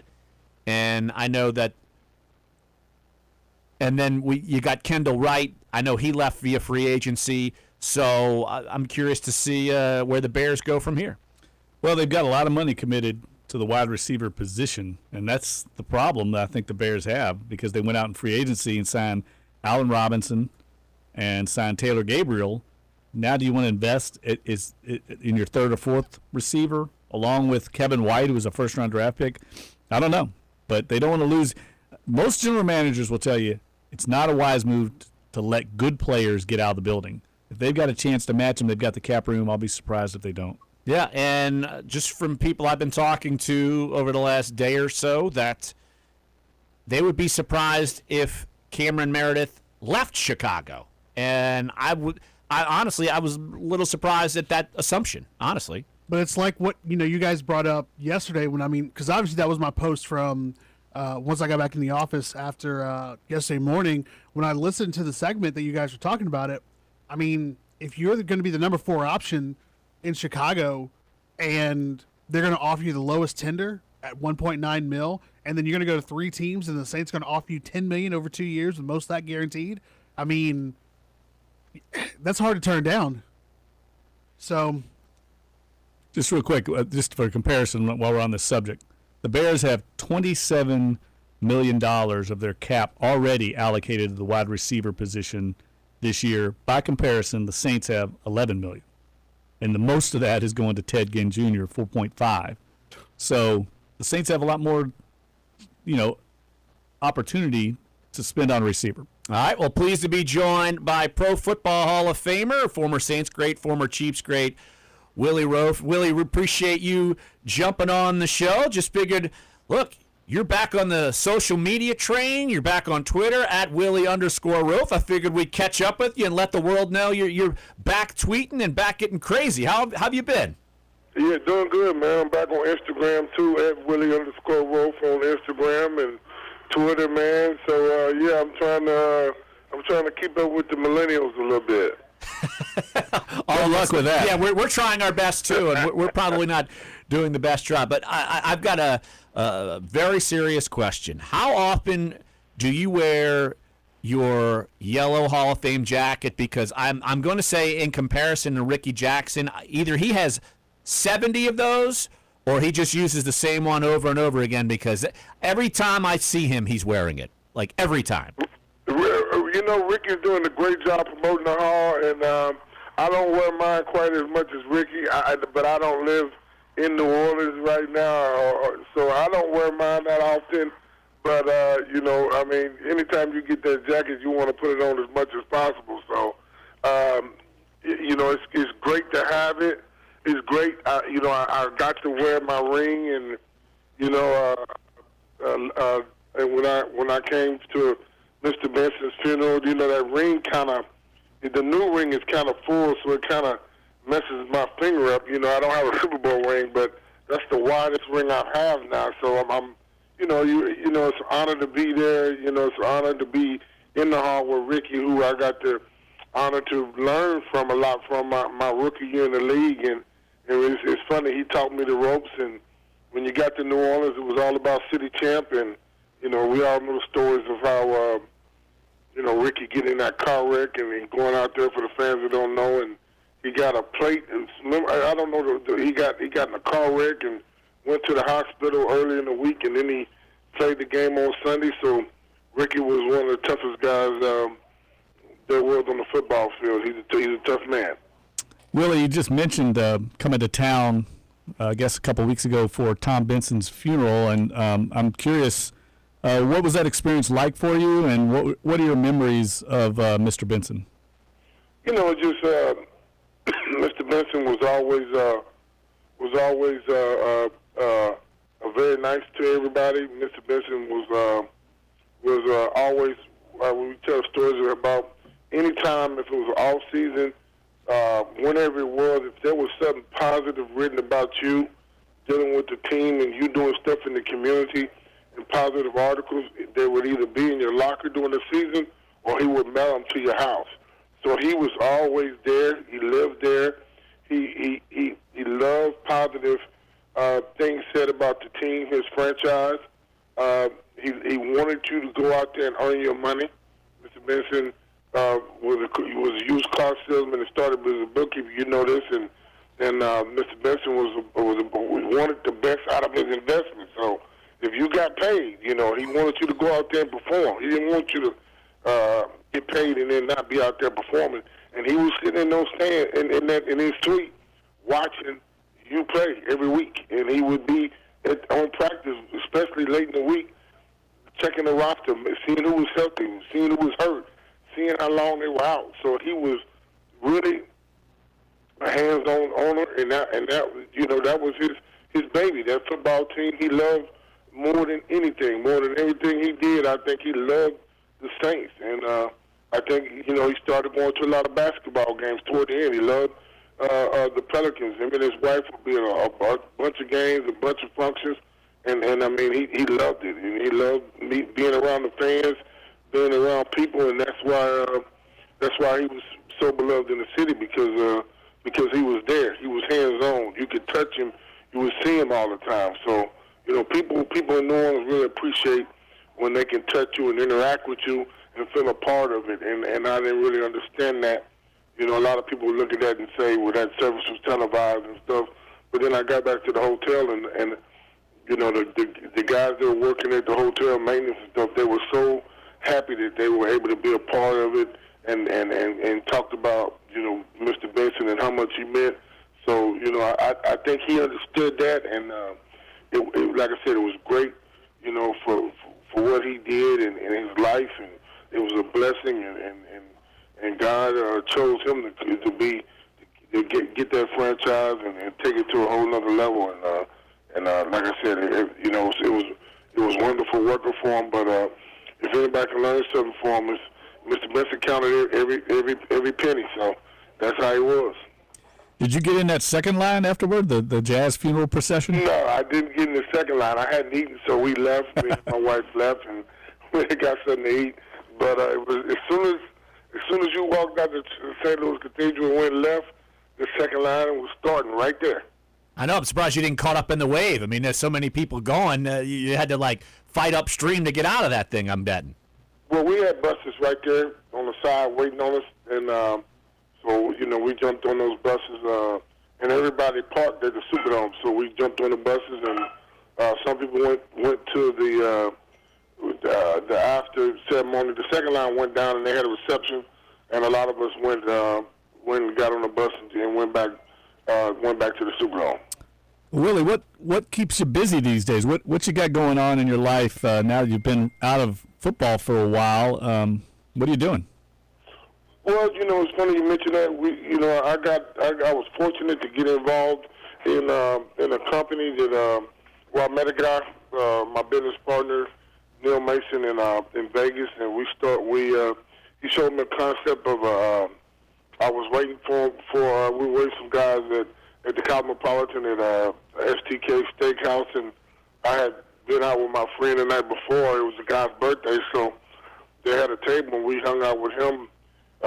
It's nice when you get to hang out and you don't have to spend a lot of money, so I went over there and hung out, and I saw him in the lobby of the restaurant. He showed me the concept of this, a guy that created it in California, Paul Perez, created a helmet that goes on your license plate. And I said, that's interesting. And he lived in Newport, and at the time I was living in San Clemente, California. So when I got back to Orange County, we went and met up, and they showed me what they were working on, and I liked what they were doing and got involved, and we came up with all these other ideas with other products to go along with the same theme that go with your license plate, the hat, the baseball, the basketball. So we started a company called Frame Your Game, and now we put everything on hold, but we're on Fanatics and NFL shops. We have 9 different helmets right now available for fans if they want to check it out. They can go to frameyourgame.com, or they can go to Fanatics and put in football and put in football helmet license plate, and they'll see what we have available right now. Right now, it's just a test run for Fanatics, so it's only 9 helmets available. But we will be relaunching again this fall and at the Hall of Fame, and business is picking up. We're getting a bunch of orders. And when I come back on with y'all in the fall, I'll be telling fans where they can get them. So we're excited about it this year, and with the metal plate, with the NFLPA license, we're able to put the guys. If you delay the printer, you can put those guys' images, or we can put your own image inside those helmets.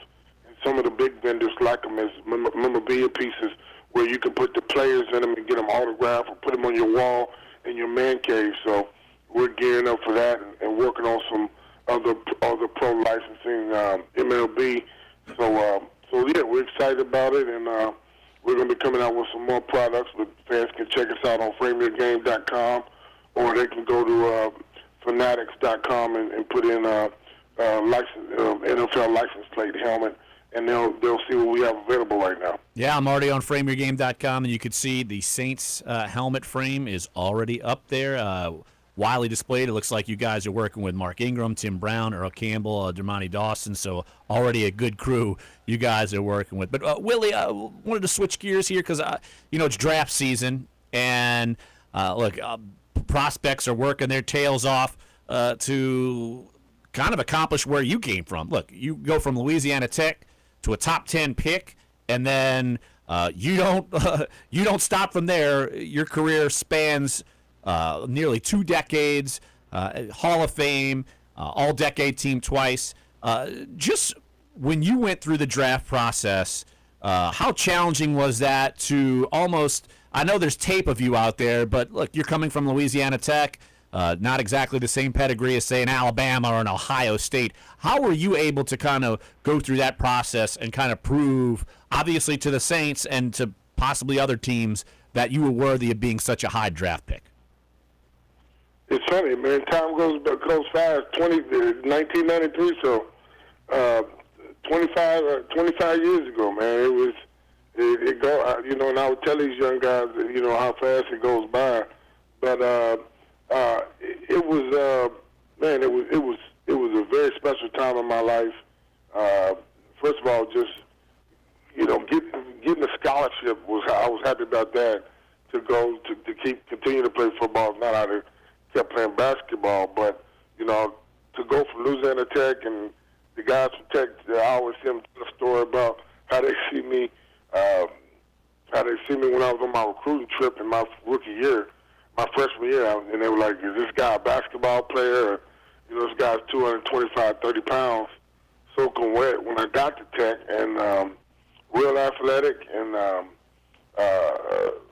only 2 scholarship offers, so, to turn that, and it's funny, me and Teron text, and I was messing with him.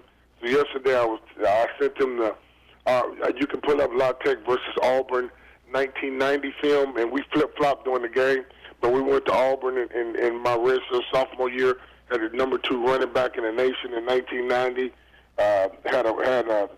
they were ranked number 5, and we had a real good defense.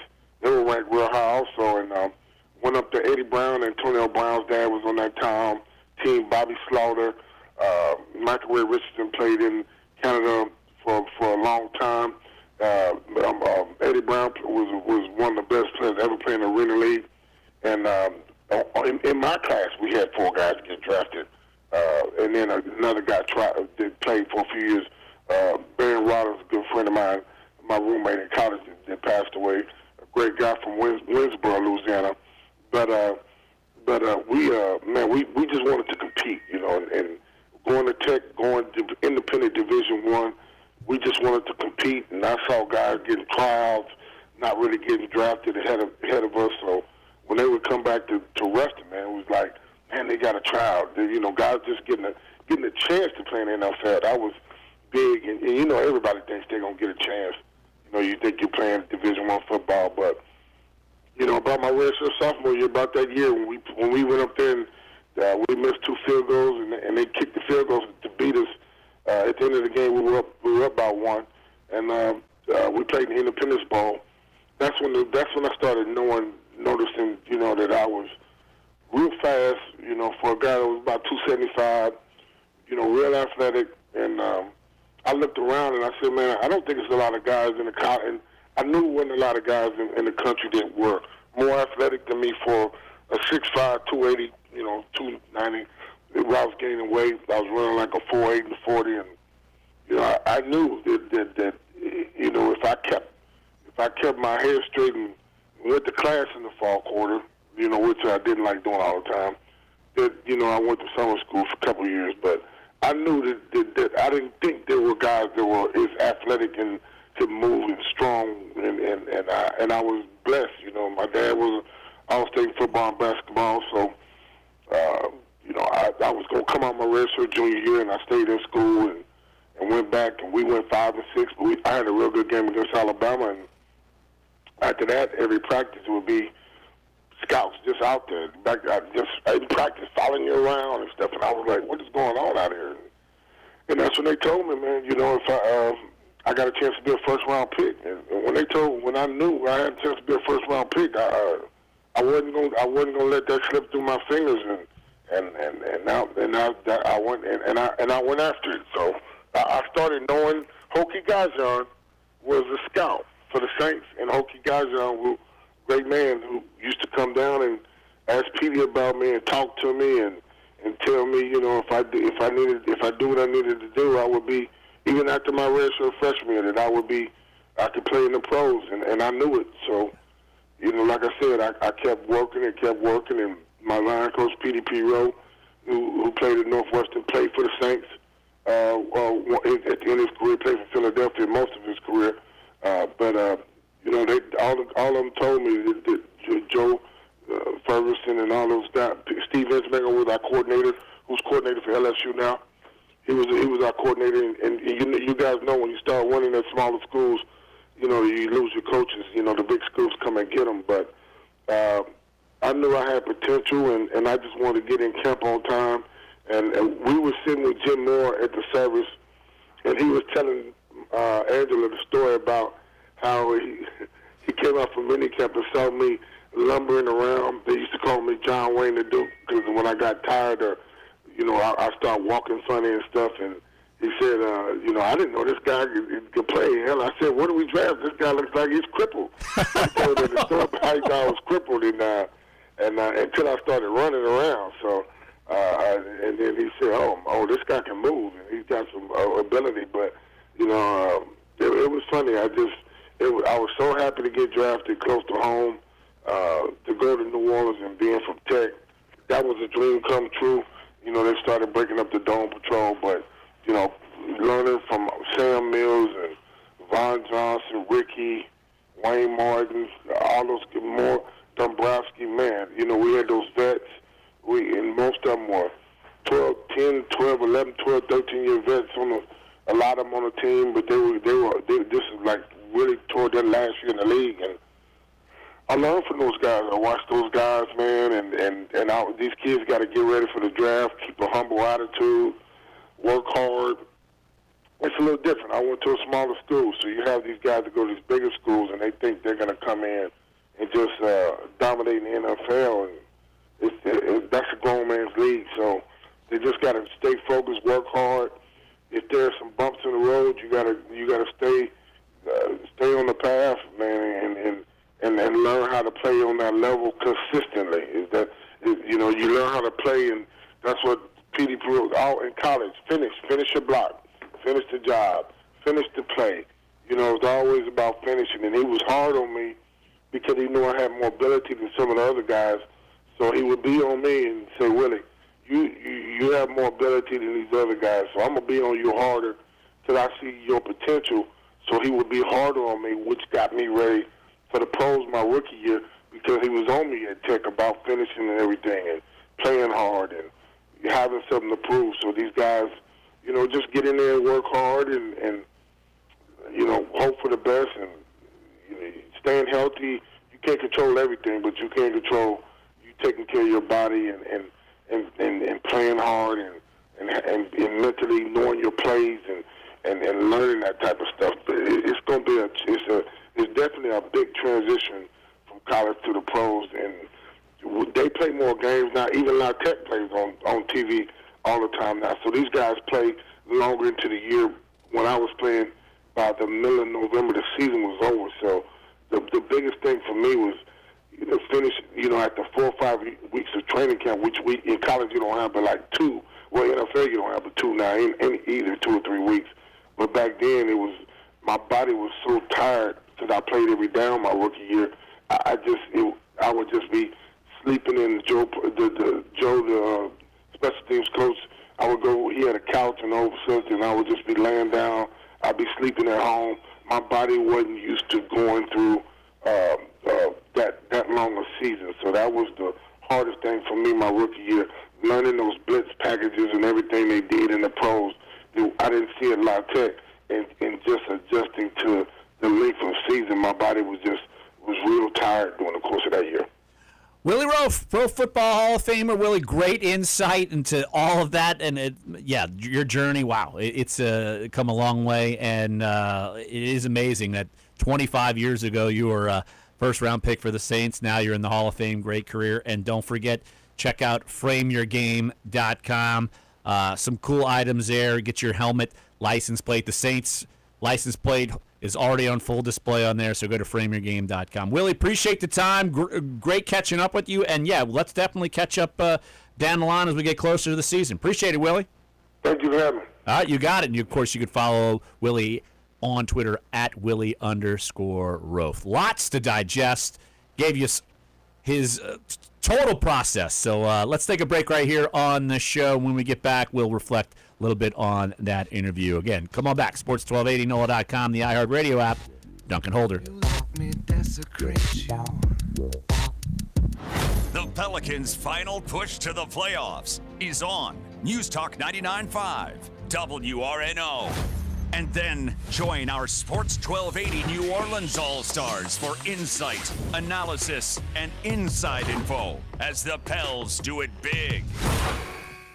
Your forecast on Sports 1280 New Orleans. This report is brought to you by Goodwill Industries of Southeastern Louisiana. Donate, shop, and create jobs. From the Fox 8 Weather Center, I'm meteorologist Bruce Katz. As a front moves in during the day, we are expecting clouds to eventually break up, and by midday and afternoon, finally sunshine return. Going to be a comfortable day, a high of 73.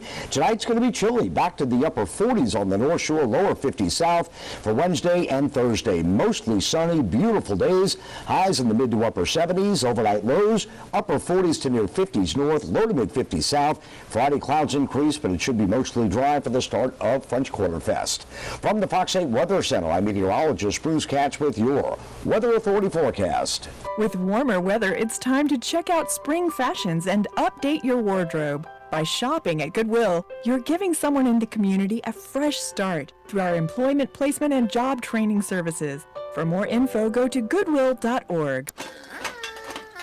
Come on, honey. Grab your gear. Let's go track down some deals. You mean 20% off at Kohl's or $25 cash back from Macy's? Bundle up. This could take all day. All day? I just saved time and money shopping with Retail Me Not. But since you're all geared up, why not go hunt down the mail? Deal. With Retail Me Not, the deal hunt is over. You could save $20 in 20 seconds. Visit RetailMeNot.com or download the app. Retail Me Not, yours for the saving. The next time you're driving and here, you may be tempted to. It could be as simple as OMG, or even see you soon. But you won't be ROFL when you hear and get pulled over for texting and driving, because a ticket is nothing to LOL about. You drive, you text, you pay. Paid for by the National Highway Traffic Safety Administration. Great offers are blooming at Aaron's. This weekend only, just 1 penny gets you started. Yes, you heard right.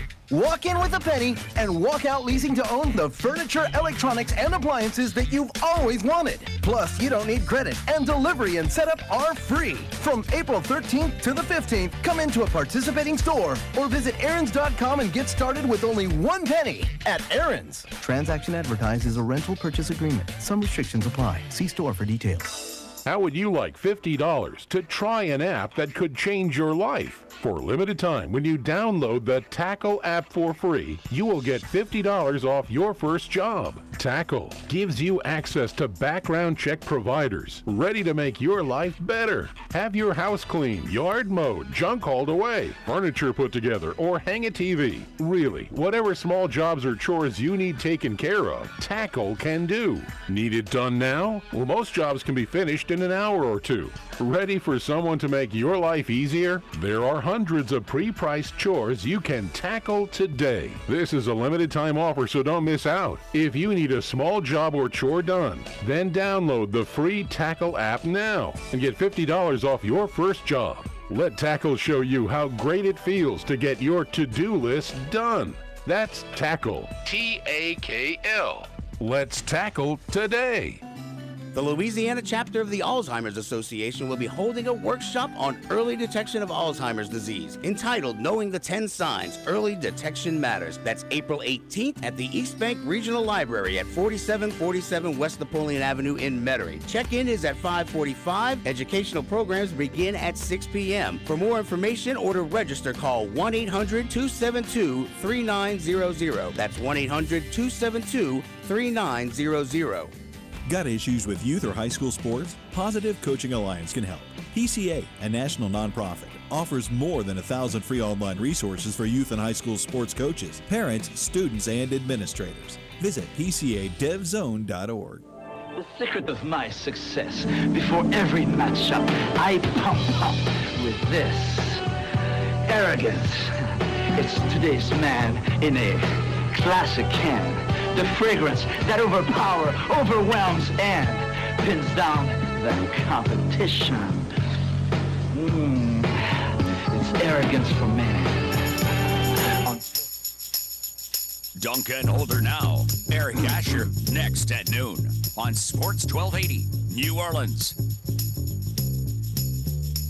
Who would have thought we let Brett the Model Martell take over the show? No, that is Rick the Model Martell and his cologne Arrogance. Do you realize, Jeff, that at a WrestleMania one year, Jake the Snake Roberts and Rick Martel, they had to wear basically a pillowcase over their head and have a blind match because Rick the Model Martel blinded Jake the Snake with his cologne Arrogance, and so they had to have a blind match. No, and of course you could see through the thing, and yeah, it was a bad match. I'm lost in this conversation. Not good. However, something about that commercial, that song, that bass you can hear like that dun dun dun. It's not the very, bass. It's very 80s. Not the so 80s. Of course it is.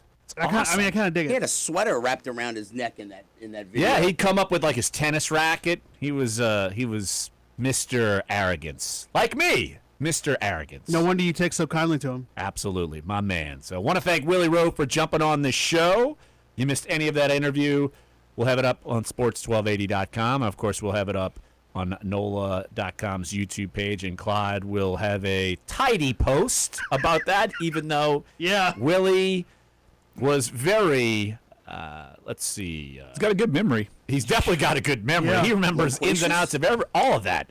25 years ago, he was the Saints' first-round pick, and now he's a Hall of Famer. I think he was acquired I'm sorry, our longtime Saints fans will remember this. I think they traded Pat Swilling to the Lions to get their number 6 overall pick and selected Willie Rowe, and it was a pretty controversial trade at the time because Pat Swilling, of course, was a big star, part of the Dome Patrol, and they used that draft pick they acquired in the trade to take Willie Rowe. Ended up being the first or second. I can't remember if he went in. Did he go in after Ricky Jackson? I think he went in after. I think Ricky was the first true Saints Hall of Famer, Willie Rowe. And the amazing thing about Willie Rowe was he was so durable. I was just looking up on his career. I was going to ask him about that. He only missed 13 games in his entire 13-year career. That's pretty remarkable, playing left tackle with that kind of durability. Yeah, and Willie was the 8th overall pick in the 1993 draft, and I even remember that as a kid, wondering, what? You're taking a guy from Louisiana Tech? Are you kidding me? and he did not disappoint. No question about that. So certainly one of the best in the business. And as he alluded to in the interview, he is in pretty consistent contact with one Teron Armstead, because both guys, I know Armstead has worked out with Willie Roaf in past off seasons, and they have a good relationship. And Saints left tackles, hey, they got to band together, I guess. And I'm curious to see, honestly, how Teron Armstead rebounds for this season. And look, the interview, we would have asked Willie about it. Interview ran long, so we refrained. But yeah, it's certainly something. They are definitely good friends, I know, throughout the years. And like I said, Willie being a small school, North Louisiana, and of course Teron Armstead coming from Arkansas Pine Bluff. Yes, now I can tell you this, just a little story. Willie Roaf back in the day. This is how old I am. But Willie Roaf was at Louisiana Tech my early part of my career when I started up in Monroe, Louisiana at the New Star. And Willie was, of course, the star left tackle, and he alluded to this game. They went on the road to Tuscaloosa and played Alabama. And Alabama at the time had bookend ends, John Copeland and Eric Curry. Both I of them remember those two guys, were sure. drafted in the top 6 of the draft that same year as Willie Roaf in 1993. Curry, of course, went to the Bucks. The Bengals took John Copeland, and Willie Roaf stoned those guys in that game, and that was his coming out party with the NFL scouts. He ends up going number 8, and there's a lesson to be learned in that 1993 draft.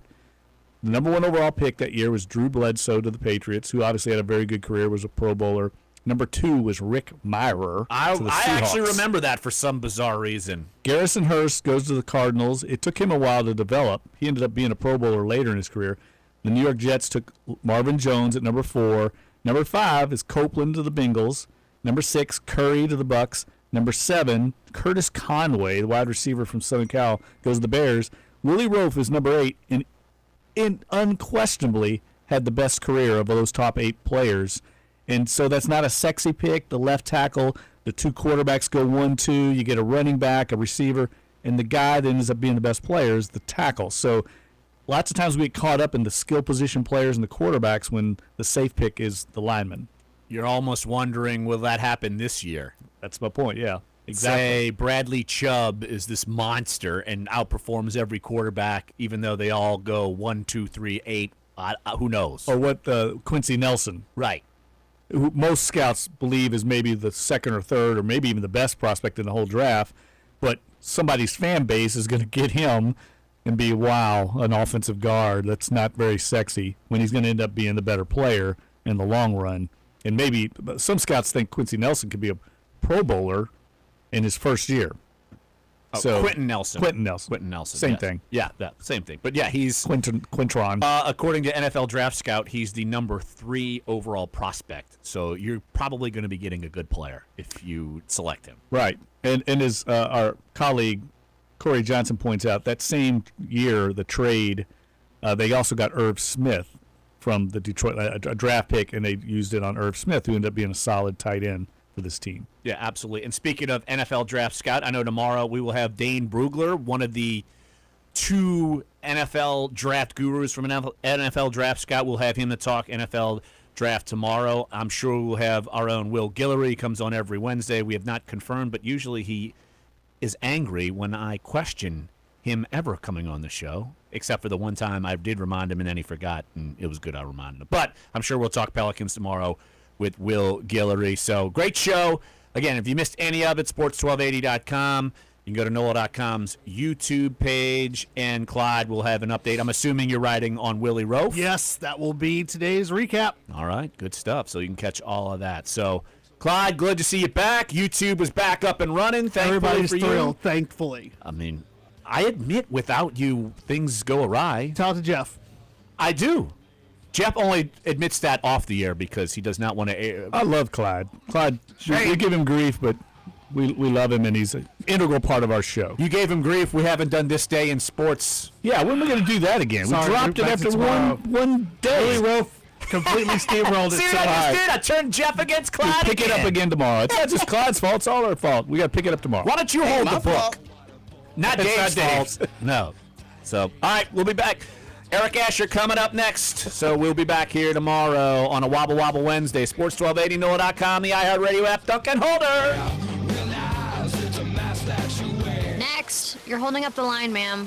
What did you say? You're next in line for the water slide, ma'am. Feet forward and enjoy the ride. Okay, dearie.